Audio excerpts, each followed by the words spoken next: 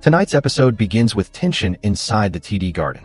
A place known for dominance turned silent after the Boston Celtics fell by 113 to 105 against the Brooklyn Nets. And right after that defeat, Jaylen Brown stepped in front of the microphones and delivered a message that shook the locker room. It was not diplomatic, not calculated, and not about protecting egos. It was raw. It was demanding. It was a warning.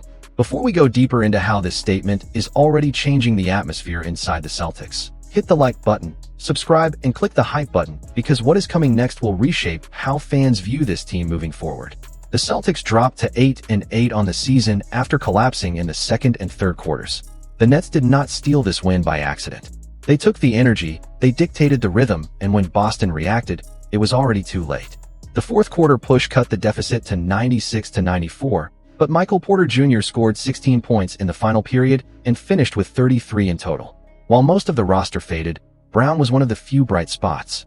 26 points, 8 rebounds, 4 assists, and 2 steals. He carried effort. He carried urgency. But he could not carry everyone. And that is exactly where his frustration exploded.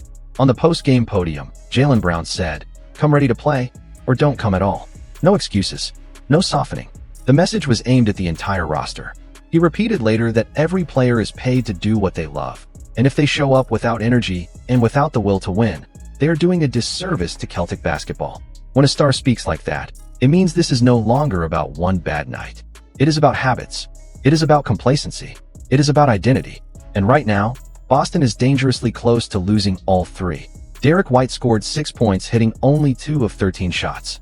Peyton Pritchard had 13, but also struggled. White was expected to be the clear second offensive option this season. Instead, he is averaging barely over 15 points on 34.8% from the field. You cannot chase a championship with that kind of inconsistency. Jaylen Brown is doing everything he can, averaging over 27 points per game along with rebounds, assists, and defensive effort. But the message is clear. One player cannot save a season by himself. The Celtics dropped to 1-2 in the NBA Cup, and reaching the knockout stage now looks extremely unlikely. Their next group stage opponent will be the dominant and red-hot Detroit Pistons on the 26th of November. Then they face the Orlando Magic on Sunday at 6 in the evening. These upcoming games are not just matchups. They are turning points. And now the question hits harder than the final buzzer. If Jaylen Brown is publicly calling out effort this early in the season, what does he know about the state of this locker room that we don't? Is this message the spark the Celtics needed, or is it the first sign that something deeper is starting to crack inside Boston? The NBA trade market has officially taken a sharp turn, and the Boston Celtics are right in the center of it. A new proposal from analyst Bill Simmons has placed one name at the top of every discussion: Trey Murphy III, one of the fastest rising two-way wings in the league. A player who is becoming more expensive by the day, not because of his contract, but because of his value. And according to Simmons, Boston should not only be interested, but should be ready to push hard to make it happen. What is coming next has the potential to redefine this roster. The Celtics are 8 wins and 7 losses, riding a 3-game winning streak and trying to build consistency heading deeper into the 2025 and 2026 season. There is a window right now, a moment where an aggressive move could separate Boston from contenders who are still searching for identity. Simmons believes the Celtics should strike before February arrives, before another franchise steps in and steals the opportunity. His proposal includes New Orleans Pelicans forward Trey Murphy III in exchange for a major draft package and multiple players. That package would feature expiring guard Anthony Simons, a first-round pick swap in the year 2028, an unprotected first-round pick in the year 2031, and Hugo Gonzalez, the Celtics' prized rookie from the latest draft. It is a heavy offer, and it would immediately test how committed the Celtics really are to winning now. There are reasons why the price is so high. Trey Murphy III is only 25 years old, improving every season and locked into a team-friendly contract of $25 million per year. He offers size, defense, spacing, and shot creation. The exact profile Boston has tried to add for years. The type of player who elevates the ceiling in the playoffs, not just the regular season.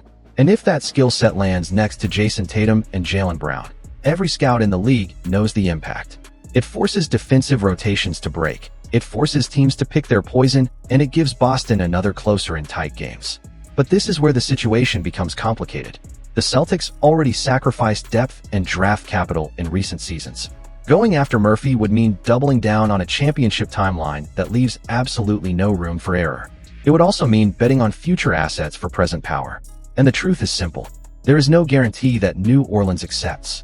Yet there is also no guarantee that the opportunity stays open if Boston waits. And now comes the turning point.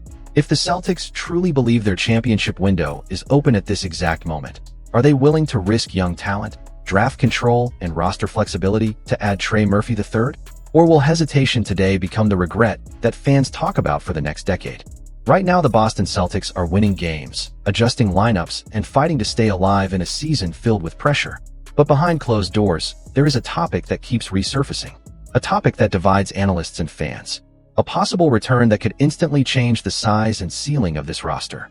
Kristaps Porzingis, the star big man who helped raise the championship banner in the year 2024 and became one of the most impactful two-way frontcourt players in the league.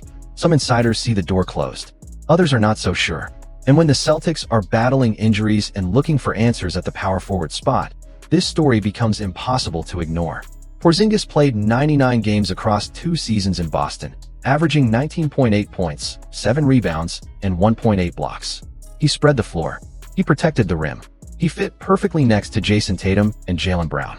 But once the Celtics traded him to the Atlanta Hawks and cleared the $30 million salary from their books, the organization took a clear stance. They sacrificed talent to gain flexibility. At the time, it made sense, especially with the expectation that Tatum would miss most or even all of the season with a torn Achilles. Boston chose survival, not risk. Now the pressure shifts to the offseason. Porzingis is entering free agency. Reports point to a strong market ready to offer long-term money. Mass Live reporter Brian Robb went on record and said his percentage chance of returning to Boston is 0. He believes Porzingis will seek a salary higher than the mid-level market and that the Celtics refuse to rely on his health as he moves into his 30s. The message is blunt. The door is closed. But here is where the uncertainty grows. Boston will need to upgrade the power forward position next offseason. Elite spacing and elite rim protection are not easy to find. And the reality is simple. There are not many players available who can do what Kristaps did for this team on both ends of the floor. The more the Celtics win, the more the conversation becomes strategic, not sentimental. If this roster proves it is one piece away from another championship run, and if the financial landscape shifts with future contracts, would Boston really walk away without even considering a reunion? The Celtics avoided a long-term commitment last summer because of risk. But what if next summer the risk becomes their only road to another title? So here is the question that every fan must think about. If Boston reaches the playoffs and falls short because the frontcourt cannot match size, shooting, and rim protection, and if Porzingis is right there in free agency, can the Celtics afford to say no again? Or would that refusal become the moment the franchise looks back on and says, "That was the championship we let slip away"? If you want more updates and breaking news about the Boston Celtics, hit the like button, subscribe to the channel, and click the hype button so you never miss what happens next.